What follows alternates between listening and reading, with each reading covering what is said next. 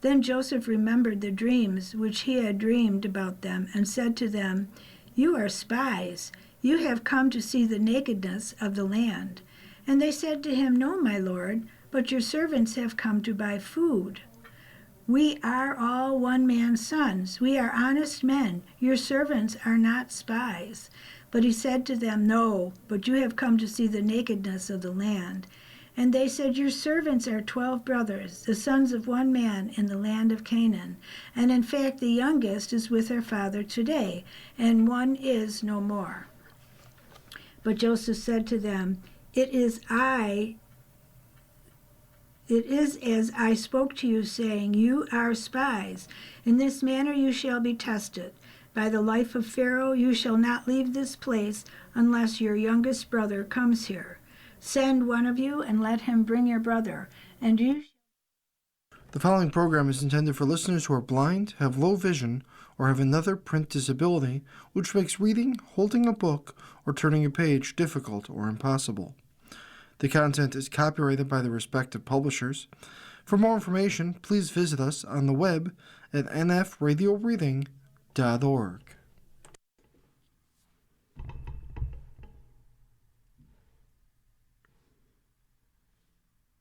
Hello, this is Jane, and you are, and for the next half hour, I'll be reading from I believe it's the February 12th issue of the Challenger Community News on the Niagara Frontier Radio Reading Service.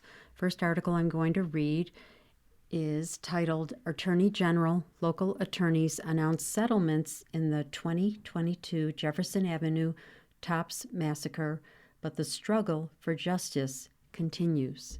And there's a little quote above it that says, "No amount of money can ease their pain." The law office of John V. Elmore, P.C., on Wednesday announced 3 major developments in the 2022 top shooting case that left 10 dead, 3 injured, and a community forever changed by trauma. "We've been working nonstop since 2022 to bring justice to those impacted by that horrible day," said Kristen Elmore Garcia, a managing partner at John V. Elmore, P.C. "Today I'm proud to announce settlements that will make the people of Buffalo safer." In March 2023, the Buffalo law firm, along with the Social Media Victims Law Center and Giffords Law Center, filed a wrongful death lawsuit against Mean Arms, also known as Mean LLC, a Georgia-based manufacturer of custom gun accessories. Vintage Firearms LLC, a New York-based gun store, the parents of the Tops gunmen, an Iowa-based manufacturer of body armor, and the owners of 6 social media platforms and streaming services. The lawsuit was the first of its kind to hold social media companies and firearms manufacturers accountable for mass shootings in America. On Wednesday, Elmore Garcia announced that 3 of the defendants had agreed to settlements in the suits against them. Mean Arms, the firearms accessory company, agreed to pay $1.75 million to victims' families, injured individuals, and traumatized survivors. Each plaintiff will receive a portion of the settlement. Paul and Pamela Gendron, the gunman's parents, made an undisclosed financial settlement to those impacted by their son's actions. Vintage Firearms, company owner Robert Donald has relinquished his firearm sales licenses, shuttering his business. Through our efforts, we've secured financial accountability for our clients and made irresponsible actors reckon with the ways they endangered our community, said Elmore Garcia. "We're thankful for the incredible support of New York State Attorney General Letitia James's office in making Buffalo safer." In May 2023, the Attorney General's office sued Mean Arms after finding the company had advertised that its magazine lock is easily detachable. provided step-by-step instructions on how to remove it, and falsely advertised that its MA lock was legal in New York State. State law bans the possession of assault weapons and high-capacity magazines that hold more than 10 rounds of ammunition. Mean Arms' actions allowed the gunman to remove the lock and add 30-round detachable magazines, turning his rifle into an assault weapon that is illegal in New York State. On Wednesday, James announced that Mean Arms will no longer conduct business in New York State, will remove any statements that claim the MA lock is legal in New York State, state on all packaging and inform its business partners that the MA lock cannot be sold or resold in New York State. No amount of money can ease their pain, Attorney General James said in reference to the families at one point during her presentation. Mean Arms made the 2022 shooting more deadly because the gunman was able to remove several gun magazines and go into Tops and murder multiple people, said John V. Elmore, founder of the law firm that bears his name and Elmore Garcia's father. Every day since the May 14 shooting, the family members of the deceased, African Americans in Buffalo, and concerned citizens in the Buffalo community at large have been living with a collective trauma. Our office and attorneys from Giffords Law Center, the Social Media Victims Law Center, and Bellick Law have worked tirelessly for families and this community. This settlement will not bring back lives or heal broken hearts. It will serve as a small measure to make this community and other communities safer. There are other defendants whose cases have not been resolved, but we will continue to fight. And the next article is titled, Mayor Ryan Honors Black History Month with Pan-African Flag Raising Ceremony at City Hall. Mayor Sean Ryan marked Black History Month with a Pan-African flag-raising ceremony at Buffalo City Hall, his first flag-raising event as mayor. Mayor Ryan was joined by New York State Senator April Baskin, Erie County Executive Mark Poloncarz, Deputy Erie County Executive Lisa Chimera, members of the Buffalo Common Council, faith leaders, and community advocates. The program also featured remarks from community leader Bessie Patterson, longtime organizer of Buffalo's Martin Luther King Jr. birthday celebration. Students from Hutchinson Central Technical High School presented the colors, and local performer Alana Jones sang both the national anthem and the Black National Anthem. During his remarks, Mayor Ryan highlighted Buffalo's deep ties to Black history and culture. He emphasized the importance of preserving the city's Black history, while also noting that Black history is alive and evolving to shape Buffalo in the modern day. Mayor Ryan encourages residents to continue celebrating Black History Month by attending local events throughout February, including Black History Month at the Broadway Market, which began last Saturday and runs every Saturday throughout the month. The celebration features live music and more than 25 Black-owned small businesses alongside the market's longtime vendors. Additionally, City of Buffalo-sponsored Black History Month programming includes a free President's Day screening of Shirley, a film honoring the life and legacy of Shirley Chisholm.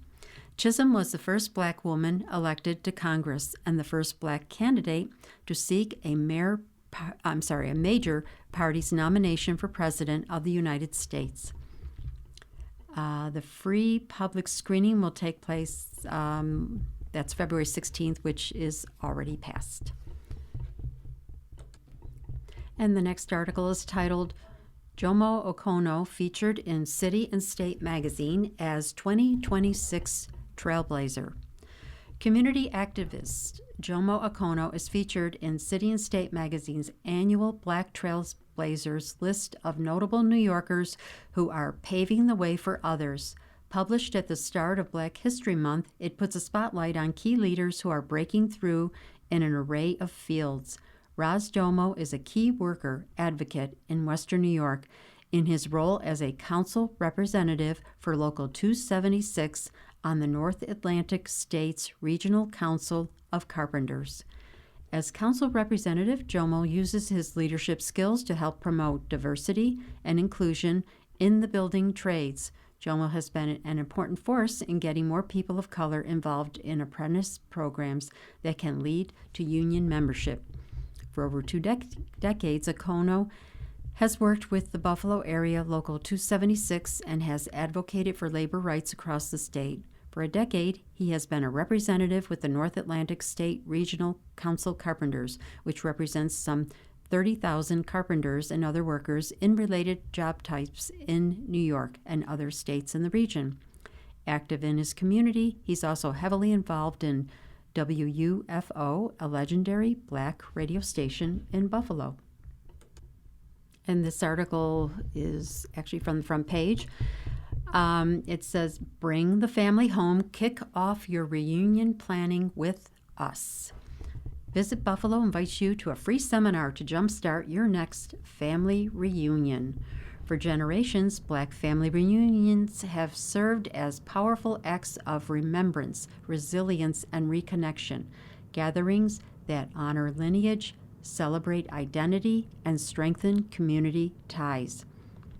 Rooted in the post-emancipation efforts of African Americans seeking to reunite separated families, this enduring tradition continues to thrive as a cornerstone of cultural pride and intergenerational bonding. Visit Buffalo is building on that powerful legacy by hosting a highly informative session to support families organizing reunions. That'll be Saturday, February 28, 10 a.m. to noon at Michigan Street African American Heritage Corridor headquarters. It says 119 Broadway at Elm, Buffalo. The community is invited to learn about free services and experiences designed to help bring their family gatherings to life. Registration is required. Research shows that up to 70% of African Americans' non-business travel is tied to family reunions.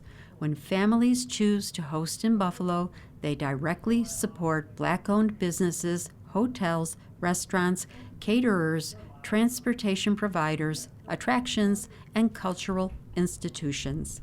Studies also estimate that as many as 90% of all U.S. family reunions are organized by African Americans, making this one of the largest and most reliable segments of the group travel market. Destination marketing organizations. Should I stop? Okay, excuse me. We just had to pause for a moment so they could test the fire alarm at the studio. So I'm going to go back to the beginning of my sentence. Destination marketing organizations like Visit Buffalo play an important role in organizing meaningful reunions by offering free personalized support. These services save time and reduce costs. At the seminar, attendees can connect with friendly experts, dive into hands-on planning tools, hear insider tips from a hotel representative, discover how Buffalo's African American heritage can elevate the reunion, enjoy refreshments, and fun giveaways. Please join us on Saturday, February 28. Our goal is to fire up families, spark fresh ideas, and make planning a Buffalo reunion feel fun, easy, and bursting with possibilities. To register, you can contact the Director of Convention Services, Karen Cox, at 716-218-2925. And the next article I'm going to read is titled, "Credit Access Open Doors for Millions. Let us be careful not to close them again." For generations, access to fair and responsible credit has been one of the most powerful tools for economic mobility in America. Today, millions of families can buy a home, start a small business, pay for school, or manage an unexpected emergency because they have access to credit. But it is important to remember that it was not always this way and that progress did not come easily nor equally. Many communities, particularly communities of color, immigrants, low-income families, and those with limited credit history, were long excluded from the mainstream financial system. Redlining, discriminatory lending practices, and outright denial of banking services meant that opportunity was reserved for some and withheld from others. At the National Action Network, that's NAN, we have always fought for one standard of justice and equal opportunity for all people. That includes economic justice and fair access to financial tools that allow individuals and communities to flourish. Over the past 7 decades, expanded access to credit has helped change lives. While credit is not a cure-all, responsible access to it has played a meaningful role in helping communities prosper. That is why current proposals to impose a 10% cap on credit card interest rates deserve careful scrutiny. Such a cap could have serious, unintended consequences, especially for people who already face disadvantages in accessing credit. History teaches us that when credit becomes too restricted, lenders do not simply absorb the risk. Instead, they often reduce access altogether. Consumers with lower incomes, thinner credit files, or past financial challenges are typically the first to be shut out. In New York alone, 73 to 85% of credit card accounts are estimated to close if a 10% cap is implemented. Additionally, if traditional lenders pull back, people may be forced to turn to informal, unregulated, or predatory alternatives that offer few protections and higher risks. That outcome would undermine decades of progress toward financial inclusion. At NAN, our mission is rooted in fairness, dignity, and opportunity. We believe in protecting consumers from abusive practices, but we also believe that access matters. A one-size-fits-all policy can sometimes do more harm than good if it ignores the realities of how credit markets function. Responsible lending, transparency, and strong consumer protections are essential, but so is ensuring that people are not pushed out of the system entirely. Too many Americans still struggle with high costs, limited tools, and financial instability. We should continue to explore ways to lower costs, expand financial literacy, strengthen oversight, and encourage innovation that serves underserved communities. But we must do so in a way that preserves access, not restricts it. Dr. Martin Luther King Jr. spoke often about the interconnectedness of justice and economic opportunity.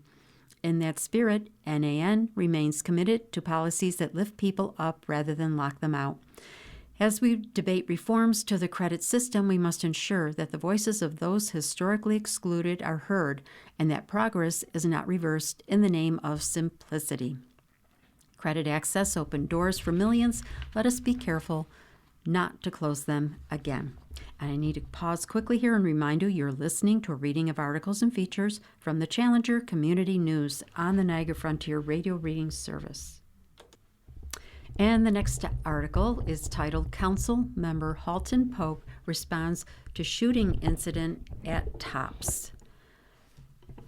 Ellicott District Council member Leah M. Halton Pope released the following statement regarding the recent shooting incident at TOPS Market. On Saturday, February 7, 2026, there was a shooting at TOPS Friendly Market on Jefferson Avenue. Thankfully, there was no loss of life and no reported injuries. For that, we are grateful. But we cannot ignore the weight of that location. This store is more than a grocery store, and Jefferson is not just a corridor. It is memory, it is trauma, it is resilience. It is history layered with hope.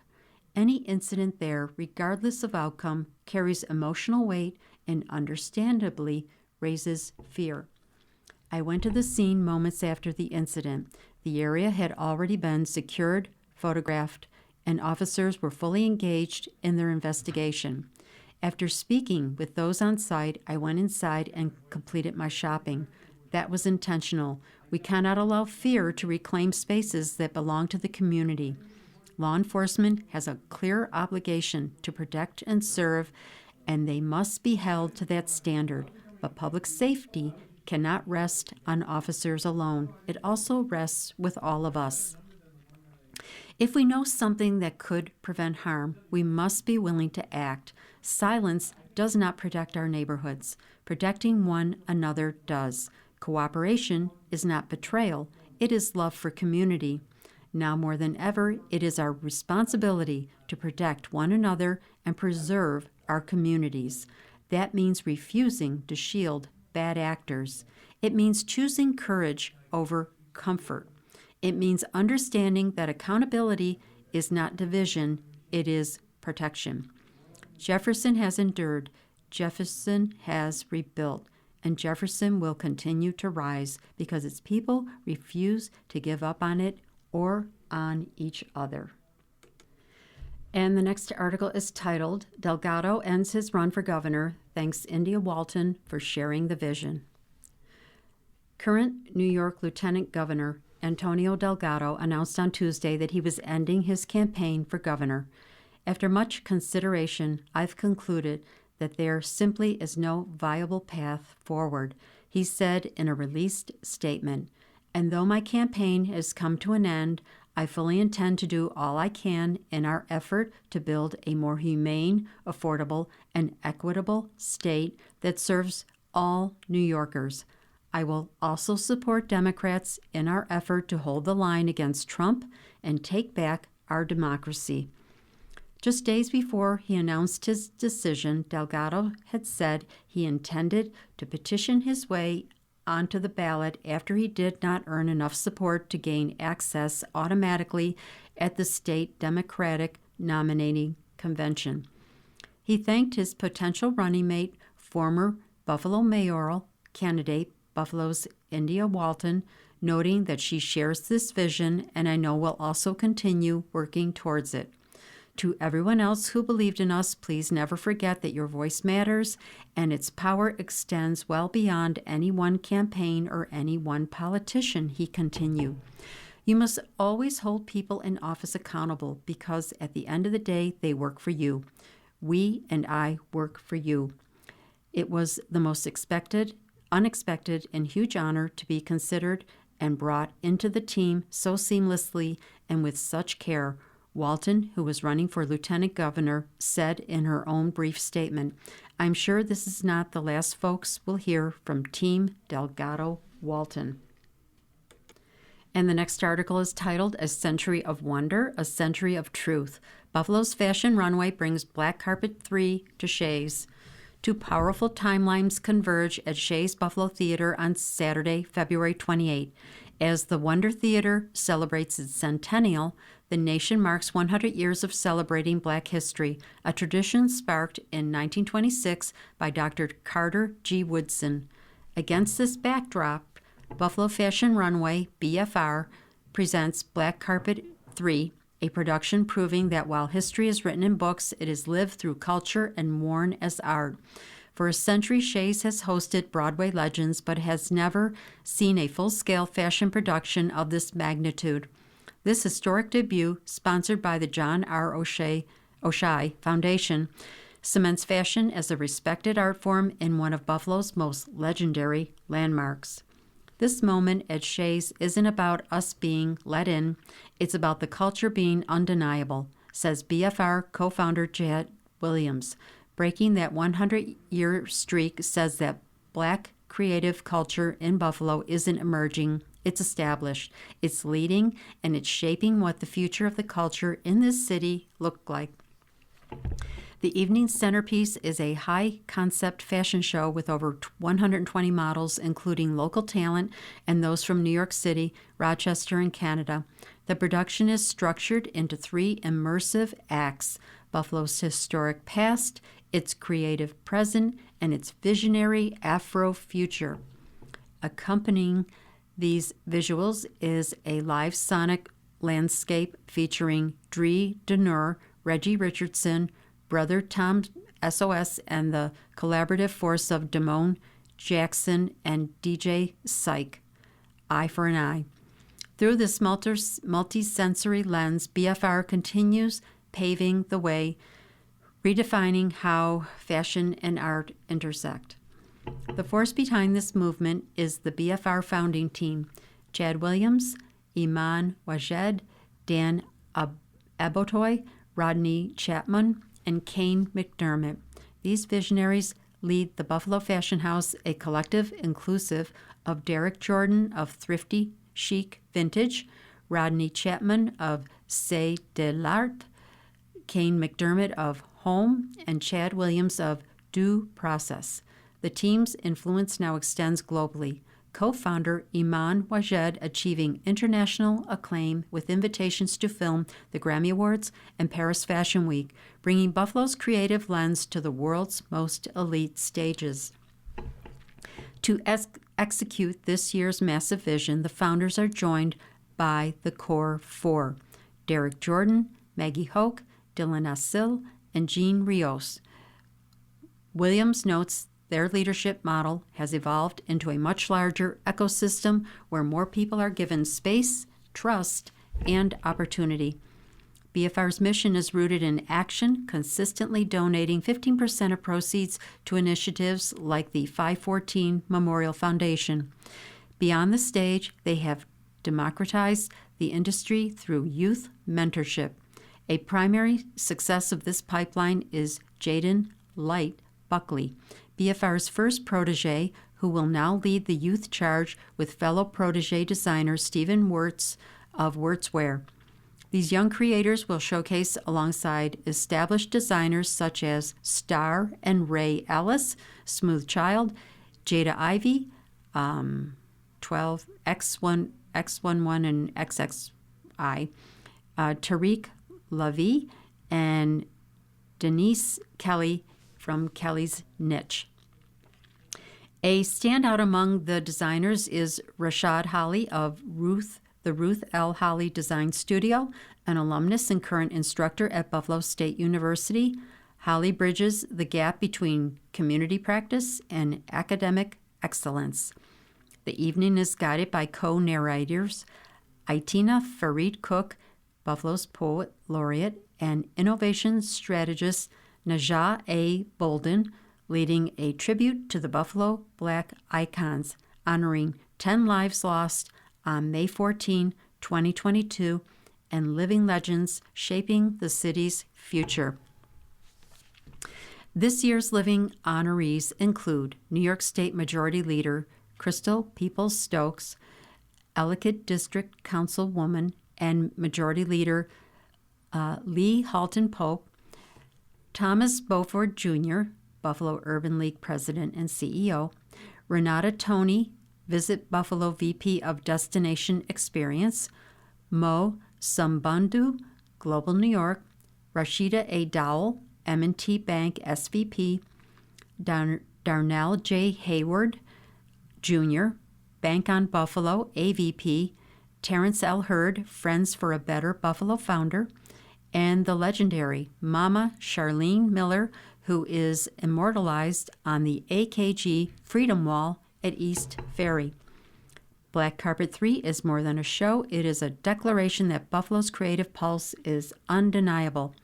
Black Carpet 3 doors open on February 28 at 5 p.m.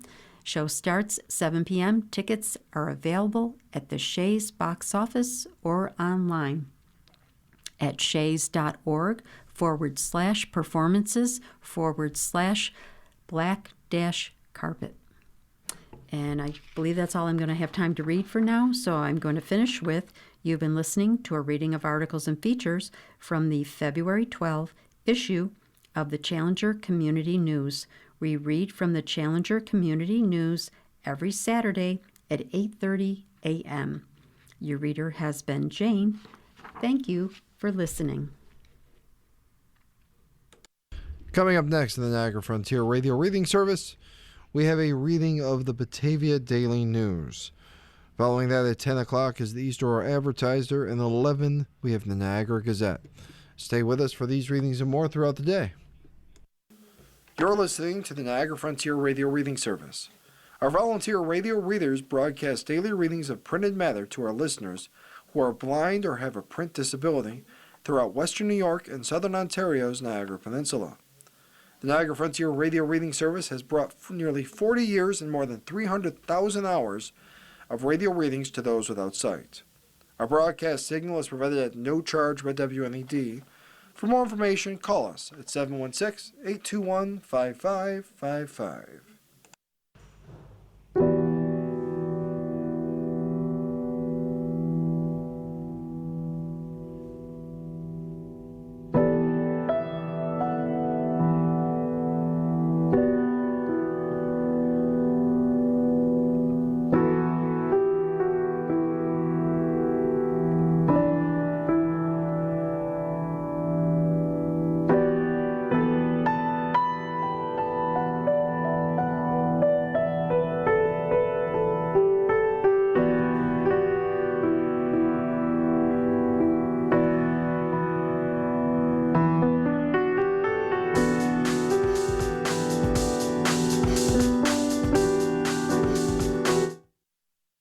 The following program is intended for listeners who are blind, have low vision, or have another print disability which makes reading, holding a book, or turning a page difficult or impossible. The content is copyrighted by the respective publishers. For more information, please visit us on the web at nfradioreading.org. Hello, this is Mary Gilmore, and for the next hour, I'll be reading from the February 18th, 2026 issues of the Batavia Daily News on the Niagara Frontier Radio Reading Service. Iroquois Job Corps retains federal funding. The Iroquois Job Corps program in Medina will share its $1.76 billion in federal funding this year, helping to keep it and other centers open. Merle Skip Draper, Orleans County legislator and corporate business and community